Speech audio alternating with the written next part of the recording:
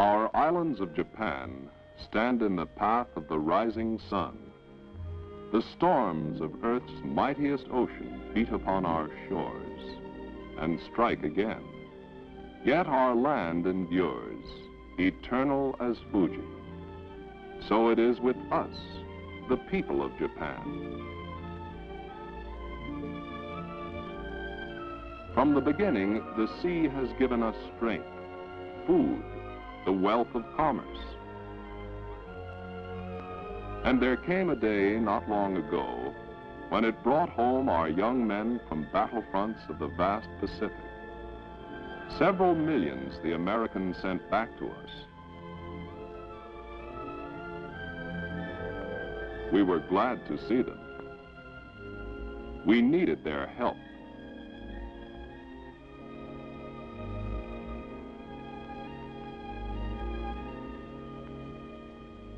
We are a numerous people, one of the great and powerful nations of the East. 83 millions of us live in these islands, many of us in the teeming cities,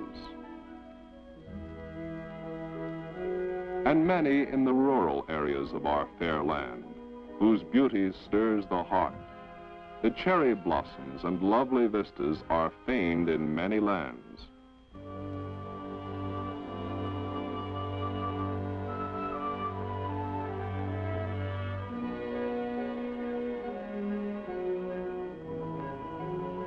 Still others live by the sea and turn to the sea for its wealth, seining its waters for the means whereby to live. All these needed now to do their part if our people were to survive.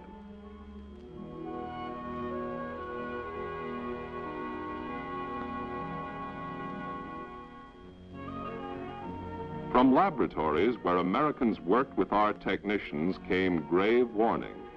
We must join forces to fight the common enemy, disease.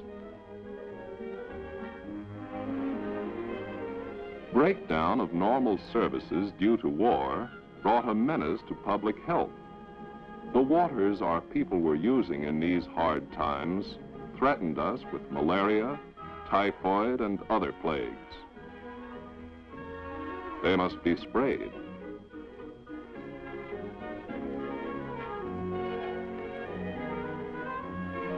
Every swamp was a source of danger. Small vermin must be examined as well. All sources of food had to be examined immediately, and health laws enforced with vigor. The health of our people was a matter of first concern. We had to reestablish sources of supply, but also see that these sources were pure.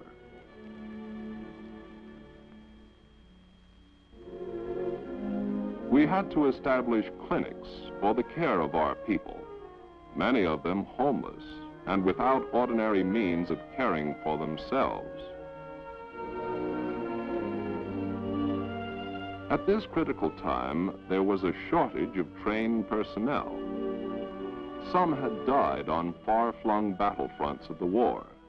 Some were still prisoners of the Russians, who gave no sign of releasing the masses of our people they held.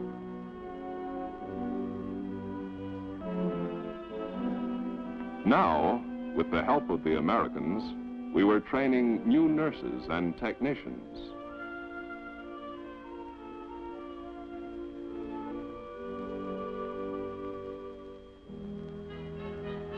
Equally urgent was our need for food. Each hillside patch must yield to the full, often by grueling, back-breaking work. Yet the good earth needed help. Here again, the Americans helped us, as they did in so many ways in those dark and discouraging days. Cargo vessels brought fertilizer from across the Pacific, and soon it was at work to make the soil yield every possible bit of food for our hungry millions.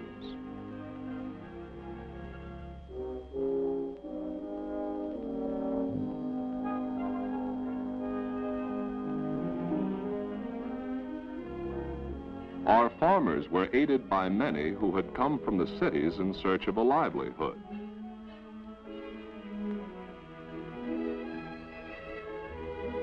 Somehow, new land must be found and put to use, however rough it might be.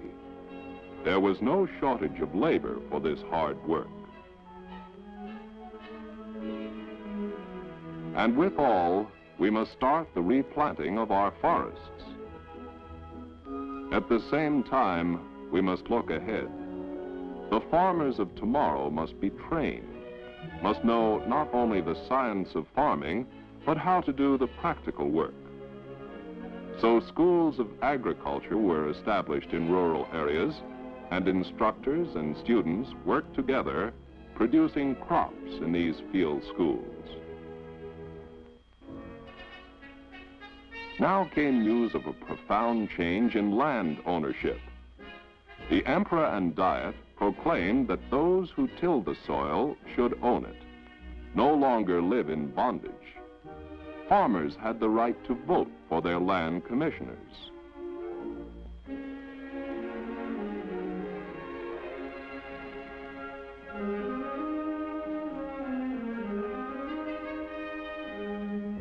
Soon the surveyors with transits and stakes were dividing the land. In fact, were cutting up the ancient feudal system, substituting the ways of democracy. Now a man who owned nothing in the old days could buy his piece of land and get a deed for it.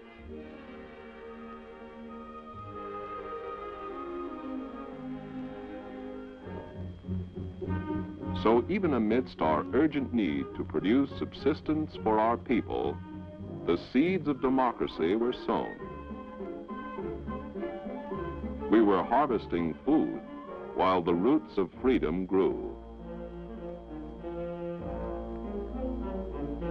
Those who tilled the soil and worked in the fields were to have dignity and worth, and a free man's share in the products of their toil.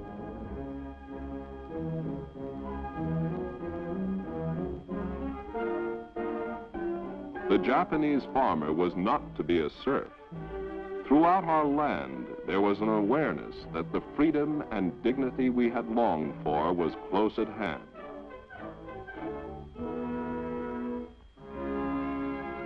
It reached the men who go out upon the seas in fishing craft to seine the waters for their treasure. Here were rugged, valiant sailors who once ranged the Pacific and brought home great harvest in fish, not only to feed our people, but to trade in the markets of the world.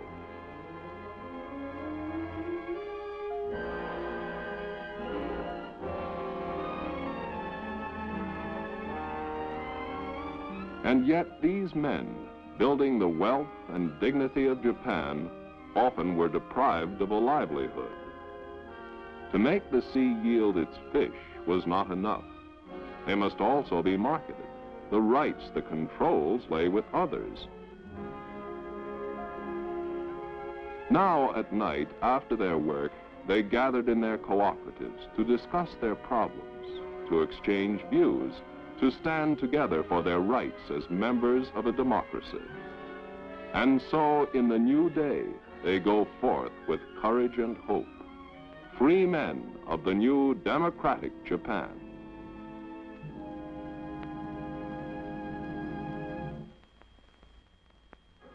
Our industry had been hard hit in the devastation of war, but soon was pouring its products again into the veins of commerce. This was true especially in the handicraft trades. We had lost markets, but labor had made gains. The unions destroyed by police in earlier days were restored. There was collective bargaining. The workday was shortened. We had a ministry of labor. Women had greater equality, and child labor had become illegal.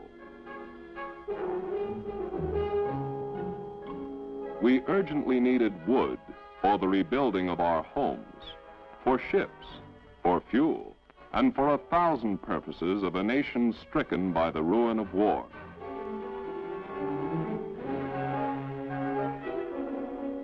Our new democratic system needs an informed, enlightened people. There must be paper for books, newspapers, printed matter of many kinds. Once our great steel mills reddened the skies.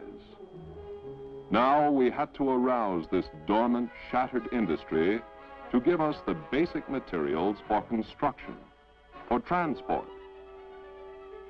If we were to survive, we must get the wheels turning again.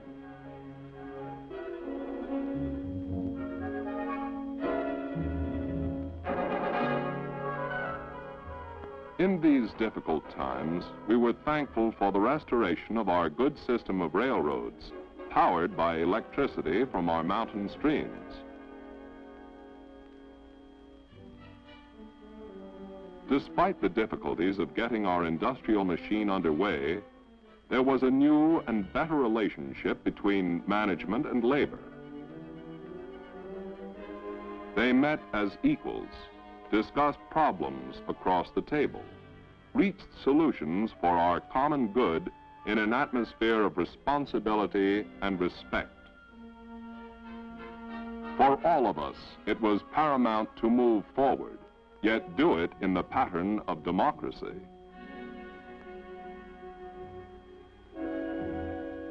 If we were to survive and regain our position in world trade, we must have ships.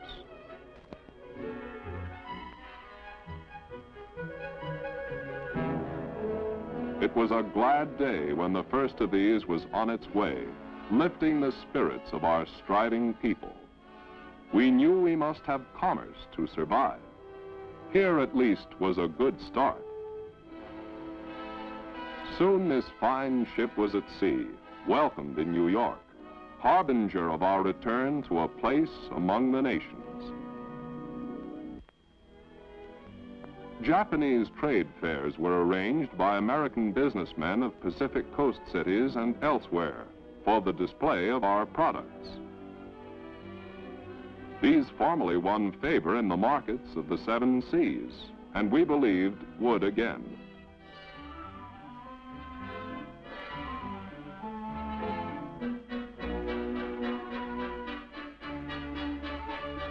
The democratic world that in the difficult years of war had set its face against us now was offering us encouragement and showing a lively interest in the quality and economy of Japanese goods.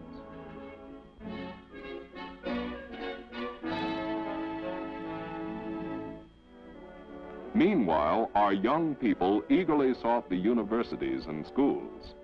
These had set aside old restrictions, had opened wide the doors of learning, inviting the greatest freedom of thought and discussion.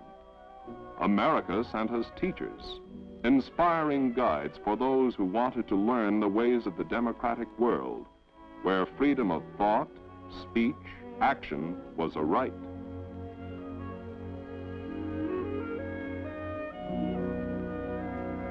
Our young people welcomed this opportunity to explore the whole range of knowledge in which women were equals with men.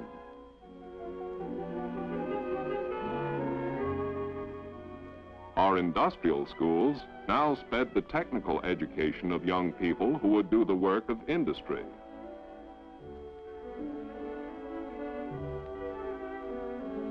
We were going to need trained hands to man our machines.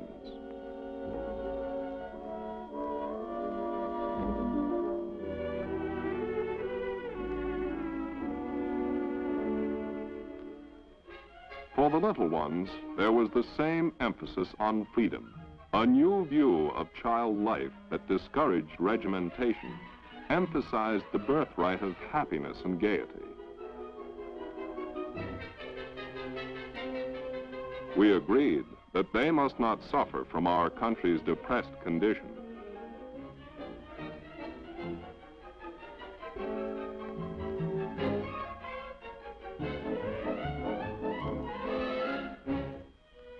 The new education had new methods of instruction and guidance of the child, Motion pictures that brought the world into the schoolroom showed our youngsters how the children of other lands live.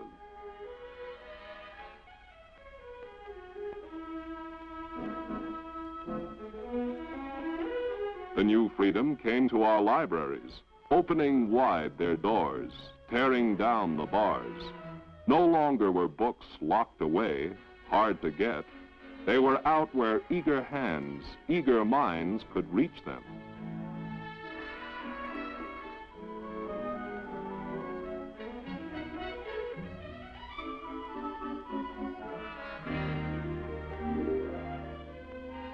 Books went to the people of the country by car, speeding to villages to make knowledge available to all. The arrival of the bookmobile brought light and learning to all, young and old.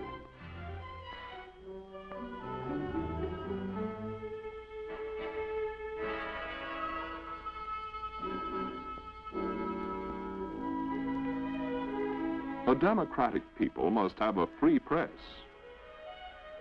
What news of the Diet's action? What word from the Emperor? What are the newest maneuvers of the communists? What action has the United Nations taken? Here were the answers.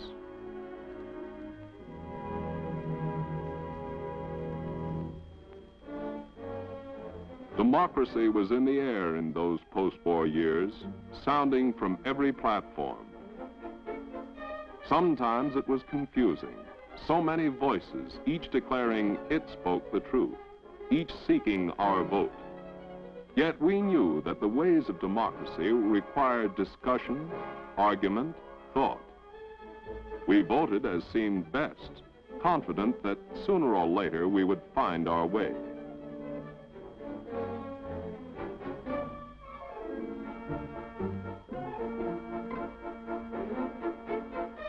We gathered later before the tabulation boards to see the results of our voting.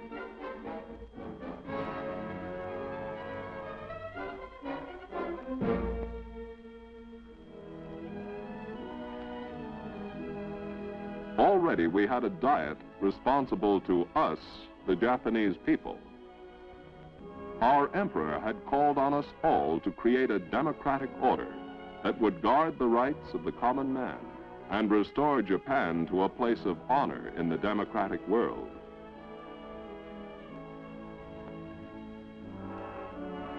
Speakers of various parties and groups, both men and women, addressed the Diet, urging the viewpoint that seemed right to the speakers.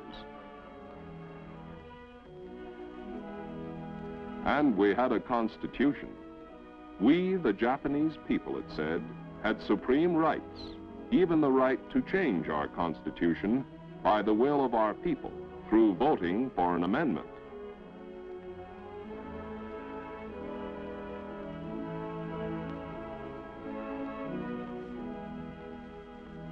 All acts of the Diet, all matters of justice, must have final review by our Supreme Court, where the best legal minds of Japan, free from bias, free from pressure, would guard our rights and liberties.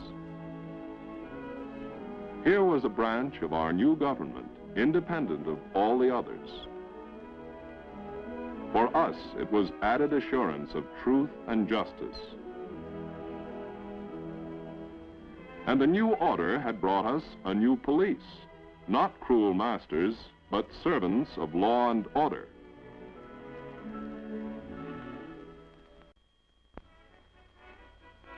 We remembered how 20 years ago, our democratic beginnings were crushed by the police, who stifled freedom, condemned us for thinking. These new police, like us, are aware of the rights of the people.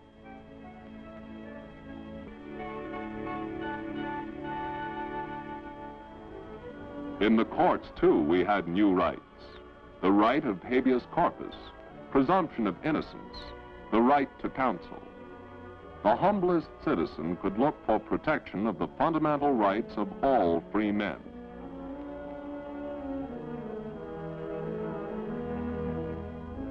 Those who headed our government must be responsible to us or by our votes we could remove them. They were charged with improving conditions for the people, bettering our relations abroad.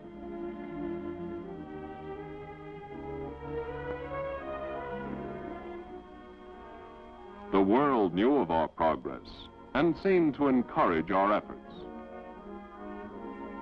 The United States opened its doors to our elected representatives, who were received as equals by leaders elected by the people of the United States.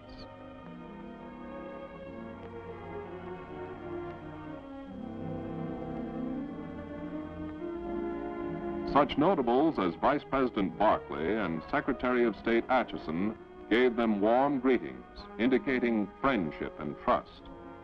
We were emerging into the light of world opinion.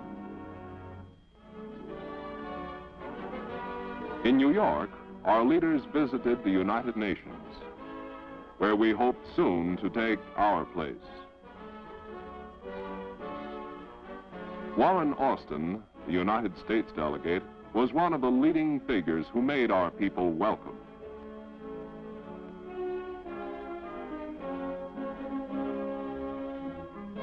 It was a great moment when we entered the hall where world problems were being settled and listened to the spokesman of many peoples. Each spoke in his own tongue, with immediate translation in other languages. In Paris, a great door was opened to us. We joined UNESCO, the United Nations educational, social, and cultural organization devoted to extension of civilization and human rights.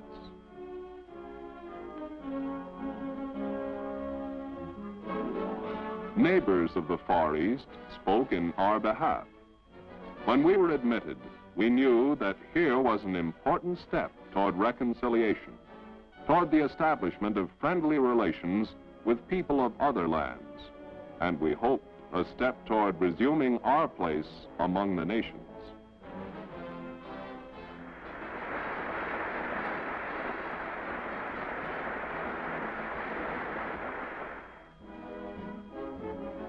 And then a few months later, the peace conference convened in San Francisco, with President Truman appearing to welcome the delegates of 52 nations of the earth.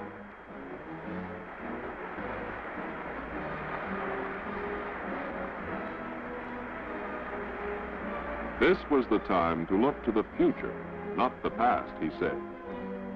He praised our efforts in land reform, in extending equality to women, in furthering the rights of labor. President Truman acknowledged our many often peaceful advances since the war's end. He called for conditions to permit further progress. And finally, he offered us a partnership for peace, with full sovereignty for our land.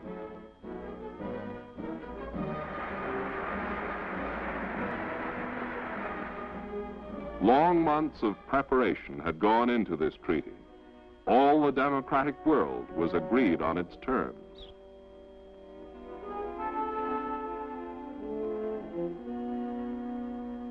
But in this critical hour, the Russian delegate tried to obstruct the treaty. He complained about the rules of procedure. He demanded new time-wasting commissions to make more studies. He called for impossible conditions, flung insults and charges left and right.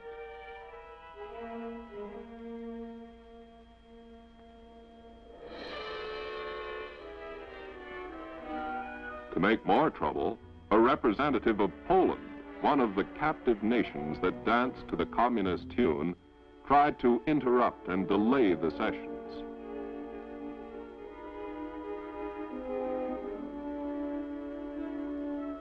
The purpose was clear. The communist bloc was trying by all means to prevent the treaty that would give Japan a place of equality among nations.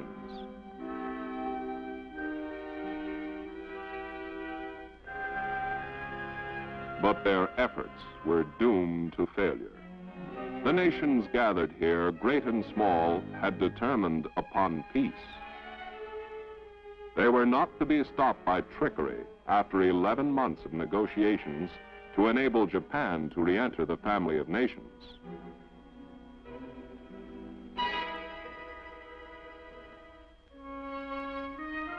The spokesman from New Zealand vehemently denounced the communist stand.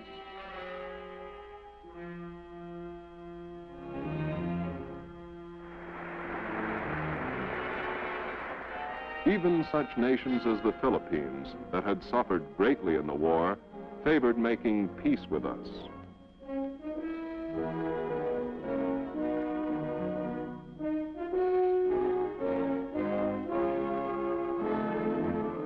The architect of this peace treaty, Mr. Dulles, the American statesman, had worked tirelessly toward this moment.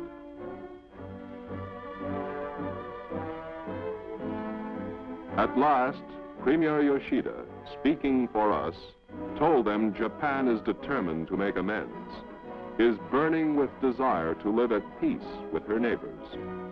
This treaty, he said, was unparalleled in history. Here was no vengeance, but recognition that Japan was a new nation seeking peace.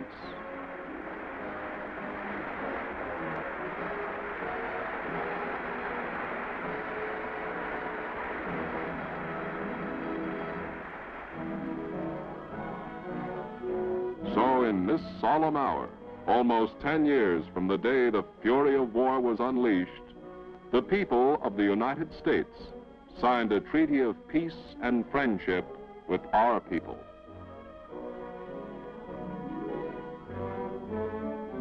Australia signed the covenant. Cambodia signed.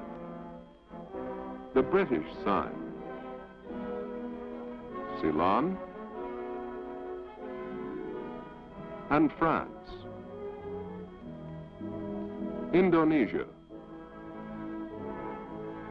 The Philippines. Pakistan. 48 nations in all signed. The 3 nations of the communist bloc did not. Nations of East and West, great and small, signed in this historic hour before our representatives added the pledge of our country to live at peace with all the world, to work with others dedicated to justice, progress, and freedom. All the world knows we have problems, but believe we have the courage, the willingness, the skill to build anew, to join others in the great constructive task of human progress, under a government of the people, by the people, for the people of Japan.